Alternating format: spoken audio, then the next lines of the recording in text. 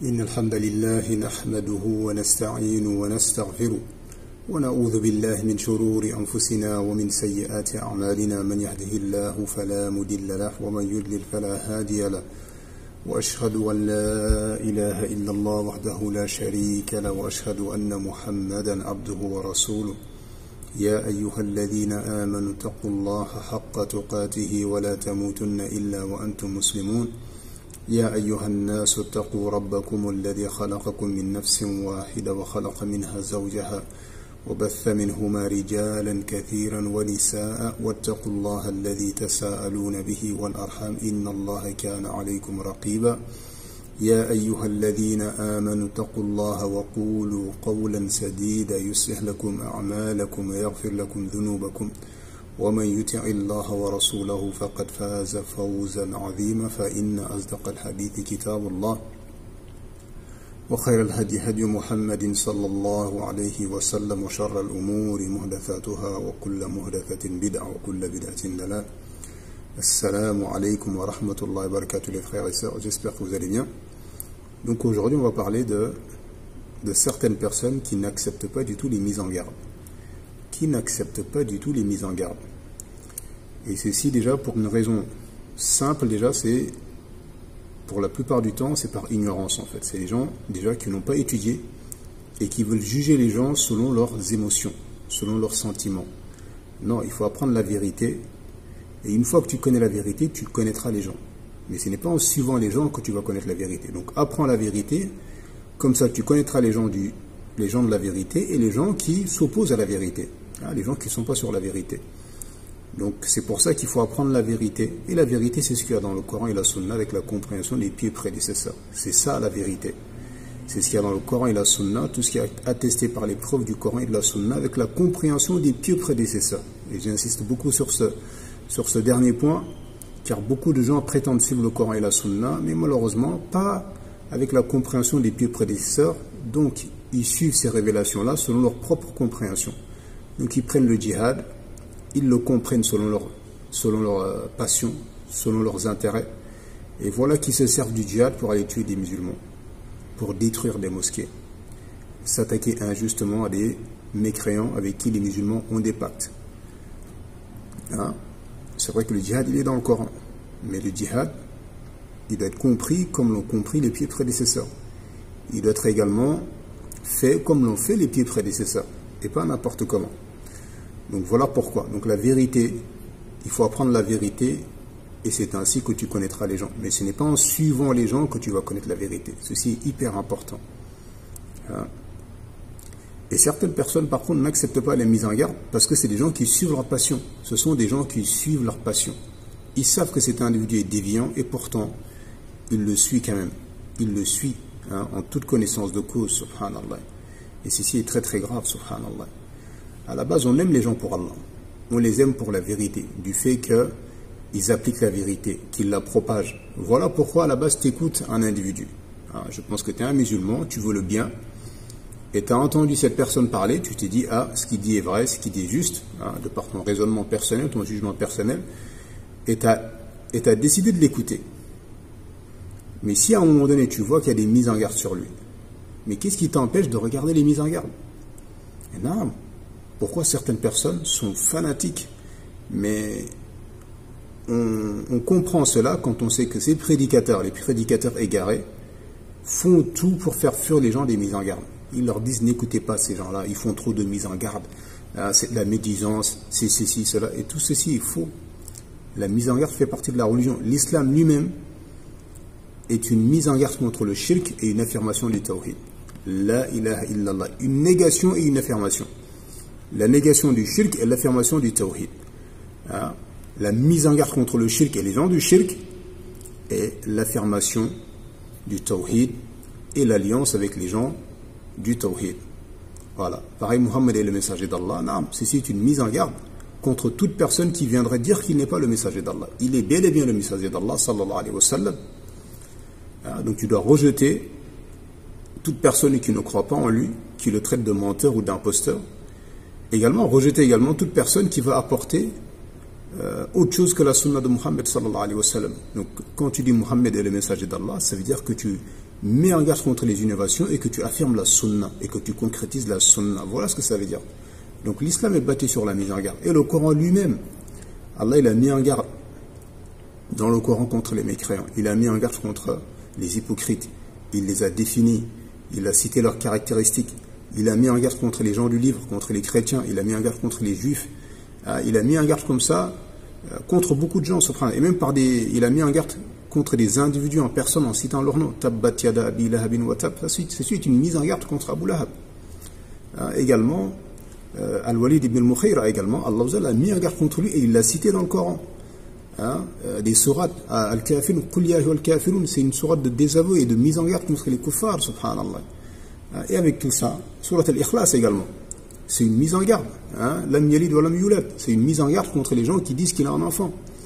Il les réfute, subhanallah. Donc tout le Coran est une mise en garde. Et dans la sunna également, le messager d'Allah sallallahu alayhi wa sallam a mis en garde énormément contre les gens du faux, contre les coranistes, contre les khawarij. Il a décrit leurs caractéristiques, leur comportement, leur attitude, etc., etc. Leurs caractéristiques également, les hypocrites également, le fait qu'ils n'assistaient pas à la prière d'Isha et à la prière de Fajr. Tout ça, ce sont des mises en garde. Mais ces gens-là, puisqu'ils sont sur le faux, pour pas que les gens découvrent leur faux, donc ils leur disent, n'écoutez pas les gens qui font des mises en garde, c'est des personnes qui sont jalouses, ils ne font rien, ils s'attaquent à ceux qui font quelque chose, regardez, nous on est acceptés, les gens nous suivent, les gens nous... Non, le fait que tu sois suivi des gens, ce n'est pas un signe d'acceptation ou d'agrément de la part d'Allah. Les chanteurs sont les gens les plus suivis aujourd'hui. Les comédiens, les acteurs, les youtubeurs, des gens qui font que des choses haram, et pourtant ils sont plus suivis que n'importe quelle personne. Est-ce que c'est un signe qu'Allah agrée ces gens-là? Et le fait que la personne n'ait pas de suiveurs, il y a des frères prédicateurs salafis, ils n'ont pas beaucoup de suiveurs, parfois ils n'ont même pas de mosquée, mais c'est pas ça qui compte en fait. Il y a des prophètes, ils n'ont même pas eu une personne, ils ont fait la da'wah, il faut savoir ça. Nuh alayhi wa salam, il a prêché presque pendant plus de 950 ans, il n'a même pas eu 100 personnes. Il n'a même pas eu 100 personnes, subhanallah. Donc le fait que les gens ne viennent pas, ceci ne veut pas dire que la personne a failli dans sa da'wah, non. Le plus important en fait, c'est que tu te conformes au fondement de la da'wah, que tu appelles au tawhid, que tu mettes en garde contre le shirk, que tu appelles à la sunna et que tu mettes en garde contre la bid'a et les gens de la bid'a, contre les groupes égarés, les tablir, les ikhwan, les soufis, les Daesh, Al-Qaïda, Al-Nusra, Boko Haram. C'est ça le plus important afin d'obtenir l'agrément d'Allah et sa récompense. C'est pas le nombre d'abonnés, les suiveurs, on a une mosquée, on n'a pas de mosquée, etc., etc. Non. Alors que les gens du faux maintenant, c'est ça le repère pour eux. Voilà. Ils pensent que c'est ça en fait, c'est ça le signe de l'agrément d'Allah ou de l'acceptation d'Allah. Non. C'est le fait que tu te conformes à la voie des salafs, que tu restes sur la voie des salafs. C'est ça qui est le plus important afin qu'Allah te récompense, subhanallah. Donc quand tu entends des mises en garde sur Eric Yunus, sur Nader Abouanas, Mehdi Islam Mag, sur Boussena, Ismaël Mounir, Farid Mounir, Hassani Kwassain, Ousmane Temara, ou encore Bejrafil, tous ces gens-là qui contredisent la voie des salafs, mais fais un effort, Akhi, de savoir qu'est-ce qu'on leur reproche. Si tu aimes vraiment la vérité et que c'est pour Allah que tu écoutes ces gens-là et pour le bien, pour la vérité que tu as écouté ces gens-là, mais écoute ce qu'on dit sur eux. Si tu trouves que c'est vrai, arrête de les écouter. Et si tu trouves que c'est faux, continue à les écouter. Et ça m'étonnerait que tu trouves que c'est faux. Car les gens de la sunna, quand ils mettent en garde contre quelqu'un, déjà c'est dans son intérêt à la personne déjà. Ils veulent son bien parce qu'ils veulent qu'il arrête son innovation. Parce qu'à travers les innovations qu'il propage, tous les musulmans qui vont mettre en pratique ces innovations-là, ça va être dans son compte des mauvaises actions. Donc c'est par miséricorde déjà envers le déviant de mettre en garde contre lui. Également, une miséricorde envers ceux qui le suivent. Comme ça, ils arrêtent de le suivre, ils arrêtent de s'égarer et ils arrêtent également de leur dire son compte, le compte des mauvaises actions de celui qui a inventé cette innovation ou de celui qui le propage. Donc ça, déjà, il faut le savoir. Donc au lieu de les traiter de gens jaloux, de dire que ceux qui font des misères, ce sont des personnes jalouses, ce sont des personnes mauvaises, au contraire, remercie-les et invoque Allah en leur faveur. Car par leur cause, ils sont en train de remettre à un terme à une grande porte de malheur pour toi, subhanallah. Donc quelqu'un qui est vraiment sincère dans sa da'wah, dans sa quête de vérité, dans sa quête de l'agrément d'Allah, quand on lui montre ses erreurs, il l'accepte. Et non, mais quand c'est des gens mauvais, qui veulent tromper les musulmans, on va prendre le cas de certains prédicateurs en France. c'est des gens, subhanallah, je prends le cas de Nader Abou Anas, et de tous ceux qui le fréquentent, parce qu'un innovateur, il est connu par plusieurs choses. Parmi les choses dans lesquelles on le reconnaît, c'est le fait qu'il contredit la sunna, qu'il propage des innovations, et par le fait également qu'il côtoie les gens de l'innovation, parce que certains, ils sont malins. Ils ne vont pas prononcer certaines innovations. Mais, par exemple, les ikhwan sont très malins. Il y en a, c'est des ikhwan, mais ils ne vont pas le dire clairement et nettement dans leur discours, ce sont des ikhwan. Et comment tu reconnais que ce sont des ikhwan? Ce sont les gens avec lesquels ils traînent. Ce sont les gens qu'ils défendent également. Quand tu vois quelqu'un défendre Qaradawi, tu sais que c'est un ikhwan, même s'il dit qu'il ne fait pas partie des ikhwan. Voilà, parce que quand tu vas voir un ikhwan et que tu dis que tu fais partie des ikhwan, il va dire non, parce que c'est des menteurs, c'est des ruseurs, c'est des trompeurs. Par contre, quand tu vois qu'il défend Qaradawi, il défend Daddou, il fait des vidéos avec Daddou, il appelle Daddou, il est avec Daddou, il le soutient. Là, c'est un ikhwan. Qu'est-ce que tu veux de plus? Ou tu vois quelqu'un, il a étudié à Château-Chinon, il est sorti de Château-Chinon, il n'a jamais montré son appartenance à la sunna, ni propagé la sunna, ni propagé la voie salafi. Hein? Non, c'est un ikhwan, parce qu'il a étudié chez eux, subhanallah. Donc il y a des signes comme ça qui te permettent de savoir que lui, c'est un ikhwan. Car les ikhwan ne se déclarent jamais. C'est des gens qui rusent, qui trompent, qui mentent, donc ils se cachent, ils se camouflent. Jusqu'au jour où la fitna éclate, là ils montrent leur vrai visage. Donc quand tu vas à Nader Abou Anas, si les gens ils mettent en garde contre lui, c'est que ça fait des années. Et que certains prédicateurs salafis qui étaient à Paris les ont conseillés en privé. Mais ils n'ont pas accepté leurs conseils, ils ont persisté et insisté dans leur égarement. Donc quand les gens de la sunna parlent sur eux, c'est qu'ils ont une raison de le faire. Et que cette personne est en train d'égarer les musulmans, subhanallah.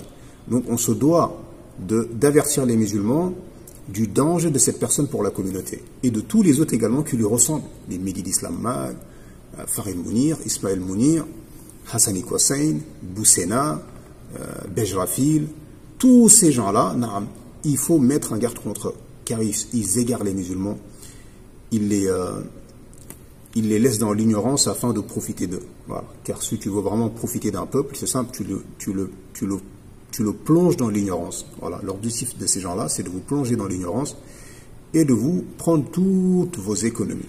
Toutes vos économies. Hein? Donc déjà, leur fréquentation. Nader Abou Anas fait des lives avec Daddou, le Mauritanien. Et moi, je ne sais pas comment quelqu'un qui est dans la science, qui est dans la religion, qui dit qu'il est sincère, qui veut le bien pour les musulmans, qui veut la réussite des musulmans, qui veut le bien des musulmans, fait l'éloge de Qaradawi ou de Daddou, des gens qui ont été la cause de la mort de millions de musulmans. Car ce sont eux qui ont fait un anachid, ils dansaient, Qaradawi à son âge à l'époque, hein? Daddou également, ils dansaient sur un anachid. Ils appelaient aux jeunes d'aller faire le djihad en Syrie. Tous ces gens qui sont morts, tous ces Syriens-là qui sont morts, ce sont eux qui sont la cause, subhanallah, car ce sont eux qui ont dit que c'était un djihad. Venez, ils ont allumé le feu comme ça en Syrie. Les massakines après, ils sont venus jusqu'en Europe, on les rejetait comme des chiens, subhanallah.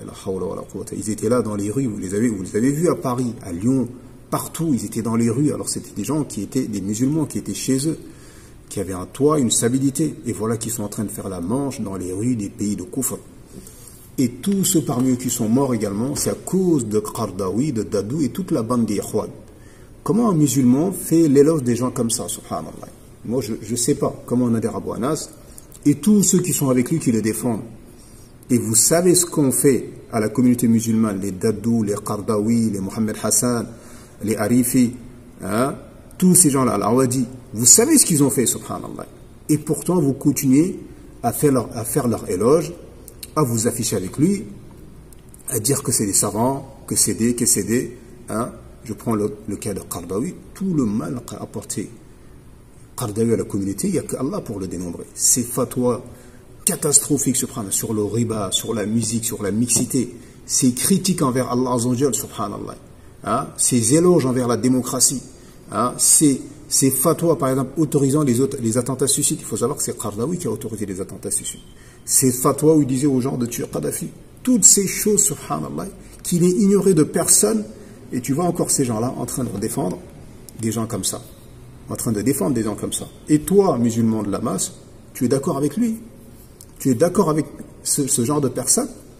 Et non, voilà pourquoi on te dit arrête de l'écouter.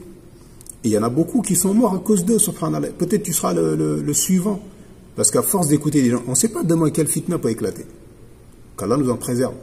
La fitna en Syrie a débarqué du jour au lendemain. Une fitna peut éclater du jour au lendemain dans un pays comme un autre. Et il se peut que tu continues à écouter ces gens-là, et quand encore les machaïrs de l'égarement, les chouïrs de la fitna disent, bah venez, djihad, bah tu vas y aller. Tu vas y aller. Et le jour où tu vas partir et que tu vas mourir là-bas, ne cherche pas le responsable, c'est le fait que tu as continué à écouter Nader Abou Anas alors qu'on t'a dit d'arrêter de l'écouter. Alors qu'on t'a dit d'arrêter de l'écouter, subhanallah. Hein? Donc la personne, subhanallah, est intelligente, tu as une raison. Il ne faut pas que tu sois un suiveur aveugle, un fanatique. Non, subhanallah, akhi, tu as une raison. Allah, il a blâmé les kuffars qui avaient justement ce comportement-là. Quand on leur dit suivez la vérité, il dit non, on suit ce sur quoi nous avons trouvé nos ancêtres. Même si vos ancêtres n'étaient pas guidés hein, et qu'ils n'avaient rien raisonné, vous les suivez quand même. Tu suis les gens dans le faux. Hein, ils te disent jette-toi dans le feu, tu vas te jeter quand même dans le feu parce que c'est comme ça les gens. Non, tu as une raison, subhanallah. Allah t'a donné une raison. Si tu étais fou, non. Hein, la plume est levée pour le fou. Mais toi, tu as une raison. Si tu vas des mises en garde sur des personnes, essaie de savoir c'est quoi la mise en garde. Est-ce qu'elle est légitime en islam? Et tu verras que les preuves sont nombreuses dans le Coran et la Sunna sur la légitimité des mises en garde. C'est comme dans le mariage. Tu vois bien les gens mettre en garde contre des débauchés en disant non, n'épouse pas ce frère. Ce frère est un pervers. Il joue avec les femmes. N'épouse pas cette sœur. Hein, c'est une sœur qui fornique. Hein, tu ne peux pas lui faire confiance concernant ton honneur. Hein, n'épouse pas, ne fais pas de commerce avec ce frère. Ce frère est un escroc, il a déjà escroqué plusieurs personnes. Il y a au moins 20 plaintes au tribunal pour cette personne. Hein, donc on accepte les mises en garde dans des domaines tels que le travail, le mariage, les relations amicales, etc. etc. Pareil, les fréquentations. Personne ne dit à son fils, côtoie les dealers du quartier. Tout le monde dit non, eux, tu les côtoies pas. Fais attention à eux. Et pourquoi dans le domaine de la science, dans ce coup, il faut qu'on soit naïf, qu'on accepte tout et n'importe quoi. Tout le monde est beau, tout le monde est gentil. Il y en a, c'est ce qu'ils veulent nous faire croire en fait, nous faire passer pour des gens, pour des abrutis. Tout le monde est beau, tout le monde est gentil, il ne faut pas parler sur personne. Alors que qui aujourd'hui ignore que l'islam est mélangé hein, et qu'il y a des gens bien, il y a des gens mauvais? Qui peut l'ignorer, subhanallah hein? Même les koufars, ils le savent, ceux qui regardent l'établir. Non, un groupe égaré, inventé en 1929 par Mohamed Elias. Les chiites, les rafidas qui insultent les compagnons, qui les taxent de mécréants, qui disent que le Coran qu'on a n'est même pas le vrai Coran. Tu veux qu'on mette tout ça dans le même sac et qu'on dit que non, que personne ne parle sur personne, on est tous beaux, on est tous gentils? Tous les gens qui font ça, c'est qu'ils ont l'intention d'égarer les gens. Et quand vous voyez des gens de la sunna, les salafines faire des mises en garde, c'est une preuve en fait qu'ils sont sincères dans leur darwa envers les musulmans, qui veulent le bien des musulmans. Ils les conseillent, hein, ils les préviennent, hein, ils les accompagnent, ils veulent leur bien ici-bas dans l'au-delà. Quant aux autres, c'est des menteurs. Les hizbiyun sont connus pour être des menteurs, pour être également des trompeurs, pour être également des traîtres, subhanallah. Regardez tous les pays musulmans qui tombent, c'est avec l'aide des hizbiyun, les koufars se servent toujours des hizbiyun pour combattre les pays musulmans, pour déstabiliser les pays musulmans. Tous les pays musulmans qui sont tombés, c'est à cause des ikhwan. Donc les juifs, les chrétiens, hein, les laïcs, ils se servent des ikhwan, des frères musulmans, pour faire tomber les pays musulmans. Également, même les lois que vous avez en France, avec l'appui de qui les Français mettent des lois contre vous? Avec des traîtres, avec des hizbiyun, des sectaires, tels que le Tunisien, enfin l'ancien Tunisien, alhamdulillah, ils lui ont enlevé la nationalité. Comment il s'appelle? Subhanallah. Alhamdulillah, il oublie le nom de ce genre de personne. Bon, enfin bref, j'ai oublié son nom, tant mieux d'ailleurs. Vous le connaissez tous, hein. Il fait rire le monde entier. Donc voilà, pour vous dire en fait que si tu vois qu'il y a des mises en garde contre un prédicateur que tu écoutes, que tu as aimé, entre guillemets, non, essaie de savoir pourquoi on met en garde contre lui. Et si il t'apparaît clairement et nettement que cet individu-là, effectivement, contredit la vérité, non, tu le délaisses. Qu'est-ce qu'il y a? Tu n'es pas capable. Tu as des comptes à lui rendre. Il sera avec toi dans ta tombe. Non, toi, tu cherches là-bas l'agrément d'Allah. Son agrément. Tu veux connaître la vérité, la mettre en application de la meilleure des façons possibles. Mais si on te dit attention, cette personne la trompe, non, fais attention et puis écoute. Qu'est-ce qu'on lui reproche, subhanallah? Écoute ce qu'on lui reproche. Mais ne sois pas quelqu'un de naïf, d'émotif, d'émotionnel. Hein, de juger avec les sentiments, avec ses émotions, avec tout le monde est beau, tout le monde est gentil. Ce monde-là n'existe pas. Ce monde n'existe pas. Il faut arrêter de délirer. Le shaitan, il existe. Et ses alliés également, ils existent. Ses soldats existent. Donc celui qui te fait croire que tout le monde est beau, tout le monde est gentil, bismillah, donne ta fille à n'importe quelle personne qui arrive. Hein, fais du commerce avec n'importe quelle personne qui arrive. Hein, lie-toi d'amitié avec n'importe quelle personne qui arrive. Allez, va te faire soigner chez n'importe quelle personne. Hein, ne cherche même pas à savoir le pourquoi du comment. Allez, vas-y. Qui va accepter de vivre comme ça? Va faire tes courses chez n'importe quelle personne, même si quelqu'un qui vend des produits périmés. Non. achète n'importe quel type de basket. Personne ne fait ça dans la vie. Et pourquoi dans la religion, d'un seul coup, il faut qu'on soit des naïfs, des abrutis, et qu'on accepte n'importe quelle personne qui vient. Et quand on entend, ah, cette personne-là, il faut faire attention, il fait partie d'une telle secte, il appelle à tel égarement, ah, il fait l'éloge de tel cher qui est un égaré, qui est un terroriste. Non, mais il faut qu'on fasse l'effort de savoir, non, pourquoi on lui reproche. Nous, alhamdulillah, on a découvert la bonne voie, mais au début, pareil, on était comme ça, on écoutait des gens déviants. Les Nader Abonas, on les écoutait avant. Mais le jour où on a vu des mises en garde sur eux, on a fait l'effort d'écouter, notamment le frère Youssef Abouanas.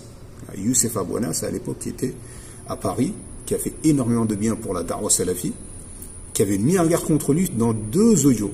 On a fait l'effort d'écouter la mise en garde de Youssef Abouanas, on a compris qu'il avait raison, on a arrêté d'écouter Nader Abouanas. On a vu effectivement que non, cet individu-là était un individu déviant, alhamdulillah. Et heureusement, par la grâce d'Allah, puis par l'effort, ensuite par l'effort du frère Youssef Abouanas, on a arrêté de l'écouter. Car comme les gens ont persisté à les écouter, finalement la guerre en Syrie a éclaté et ils sont partis en Syrie. Subhanallah. Donc voilà le danger quand tu écoutes des gens comme ça. Tu ne sais pas jusqu'où ça peut te conduire. Déjà dans l'au-delà, tu risques d'être dans une grosse galère, mais ici dans ce bas monde-là, tu risques de te faire tuer ou de te retrouver au fin fond de la Syrie ou de l'Afghanistan. Donc il faut faire très attention à ça, subhanallah. Parfois c'est une question de vie et de mort. Il y en a, ils les défendent, mais subhanallah, bête et ongle, il ne cherche même pas à savoir le pourquoi du comment. Il est aveuglé, il est malade, subhanallah. On a l'impression que le prédicateur est même devenu une divinité pour lui. Oh, crains Allah, subhanallah. Alors que même si ses propres parents lui disaient certaines choses, il prenait du recul. Mais celui-là, tout ce qu'il lui dit, il l'avale, subhanallah. Il n'accepte même pas que tu dis un mot de lui. Fais un effort, qu'est-ce qu'il y a? Fais un effort, subhanallah. Pareil, les chers Kishk à l'époque, on écoutait des gens comme ça. Mais quand on a vu la mise en garde de Cheikh Albani sur lui, on a dit, ah non, Albani, c'est pas n'importe qui. S'il parle sur quelqu'un, il ne parle pas avec passion. Il a dit, non, cet homme rapporte des histoires qui n'ont pas de fondement, des histoires qui n'ont pas de chaîne de transmission. Effectivement, tu dis, non, c'est vrai qu'il a cité des histoires, tu dis, mais c'est bizarre cette histoire, ça contredit un peu certains fondements. Et pareil, son côté takfiri également, il avait un petit côté khawarij. Parfois, il s'attaquait aux dirigeants musulmans, il critiquait les dirigeants arabes. Et après, derrière, tu comprends que non, le dirigeant musulman, on ne le critique pas. On le conseille en privé, c'est tout. En fait, tout ça, subhanallah, c'est pour ça qu'il faut que tu apprennes la voie des salafs. La voie des salafs dans la croyance, dans les adorations, dans le comportement. La voie des salafs également, comment ils étaient les salafs vis-à-vis des innovations, vis-à-vis des innovateurs, etc., etc. Et là, tu sauras derrière qui est sur la vérité, qui n'est pas sur la vérité, qui il faut écouter, qui il ne faut pas écouter. Mais quand tu as ce comté de ne jamais apprendre, de suivre les gens, nous on est des malékites, on est nés comme ça, khalas, toute notre vie on est malékites, voilà, c'est tout ce qu'on sait. Qui est l'imam Malik? Quelle était sa croyance? Quelle était sa voix? Comment il était vis-à-vis des innovateurs? Toi tu n'en sais rien du tout, voilà, toi tu veux rester là, point. Et après derrière, voilà, tu te retrouves dans des égarements, dans des humiliations, dans des rabaissements. Regarde aujourd'hui les sectes, comment ils humilient leurs adeptes. Parfois ils leur prennent leur argent, leur temps, leur cerveau, et c'est ça le pire, ils leur volent leur cerveau et leur cœur, subhanallah. Voilà que ce miskin est devenu un suiveur aveugle. On les humilie, parfois on marche sur eux, ils leur donnent tout leur argent, leurs femmes, leurs filles, subhanallah.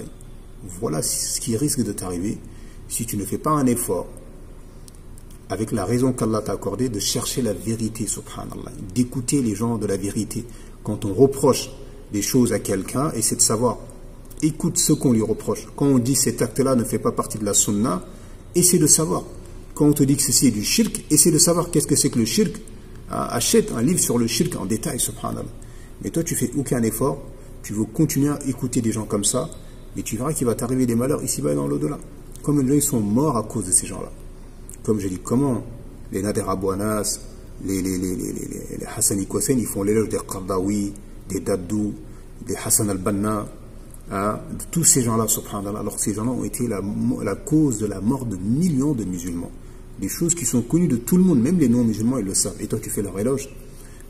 Je me rappelle comme ça un imam égaré, un gars qui fait partie des Ikhwan. Nous, on sait, on connaît les gens, subhanallah. Les salafiyun connaissent les gens.